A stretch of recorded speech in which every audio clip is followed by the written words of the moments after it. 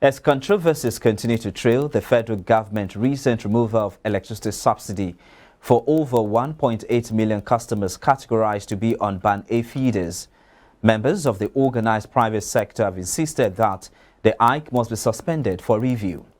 The OPS, including the Nigerian Association of Chambers of Commerce, Industry, Mines and Agriculture, and the Nigerian Employers Consultative Association, disclosed in a separate statement made available to iBrandTV. Members of the OPS had earlier rejected the tariff hike and called for the suspension of the subsidy removal, saying this will be difficult at the planned meeting with the President Tinubu soon. In his reaction, the Director General of the Nigerian Employers Consultative Association, Mr. Dewale Smart Oyerinde, noted that the organized private sector of Nigeria is planning to engage the presidency soon to address the issue of the electricity tariff hike. Also speaking, the president of NASIMA, Mr. Dele Oye, reiterated the need for stakeholders' engagement, adding that there was no proper preparation by NERC and the power distribution companies before this development. Mr. Oye maintains that the hike in tariff will send manufacturers out of business, worsen inflation and stifle small and medium enterprises, stating that no place in Nigeria enjoyed up to 20 hours of power supply daily. Meanwhile, Minister of Power Adebayo Adelabu on Sunday hinted that there is no going back on the tariff hike, while also declaring that the supply of electricity for about 20 hours daily to consumers in Band A category must be achieved by power distribution companies. He said failure to achieve these will lead to severe consequences for the power distributors, stressing that this is due to the recent hike in tariff payable by about 1.9 million customers on the Band A.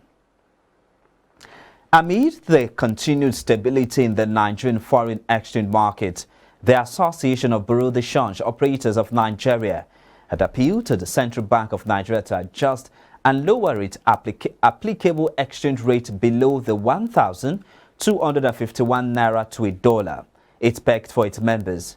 APCON National President Aminu Gwadabe, who stated this in a letter to the CBN Director, Trade and Exchange Department, lamented that the naira's speedy recovery made CBN's selling rates to BDCs very expensive and difficult to offload to retail end buyers who are going to the undocumented forex operators for cheaper rates. He further expressed concerns that many BDCs who funded their account for dollar allocations are yet to receive the allocations of dollar to meet the legitimate critical demand of their clients due to scrutinization of the BDC's document for collections at the various designated centers. Mr. Gwadabe noted that these had made the BDCs vulnerable to exchange rate risk and significant losses. Despite this development, APCON lauded the CBN leadership for the recall of BDCs into the official FX window and steps taken by the Apex Bank to strengthen the naira against the dollar and other global currencies, adding that the positive fallout of the CBN's effort to restore the naira's glory came faster than expected. He, however, reiterated its commitment to working with the Apex Bank to realize the objective of the government towards exchange rate stability and economic growth. As the race to meet the Central Bank of Nigeria deadline for all banks in the country to submit their implementation plans for the recapitalization exercise, the Nigerian banking industry is gearing up for significant change with the new minimum capital requirement and option for banks to meet them.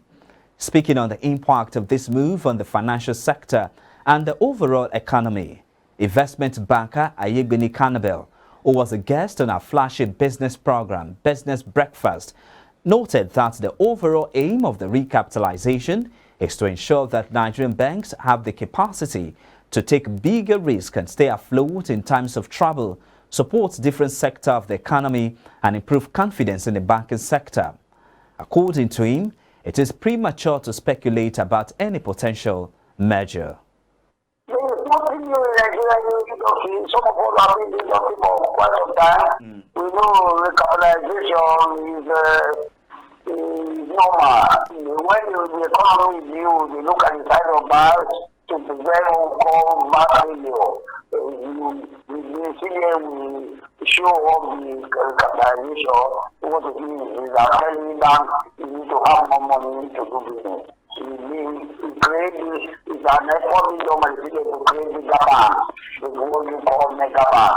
That's all. Example, in the last 30, 40 years, it's a example like 34 So it's expected. So what is our new economy manager trying to do as part of the economic development they want to do? They want to have a strong financial institution.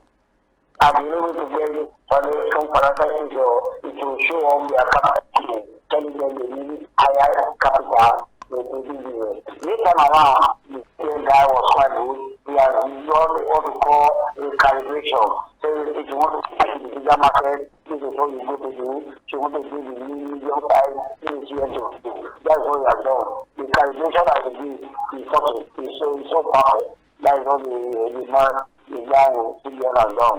But you need to be attention. Like he's taking in 2000 and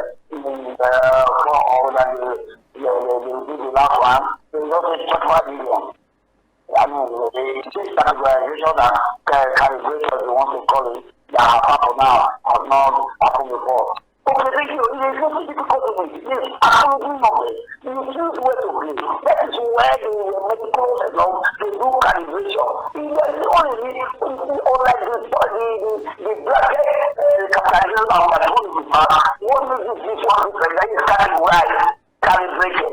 Choose the market to calculate. Choose the thing is level. Choose the thing. You want to play the small thing because you cannot run well.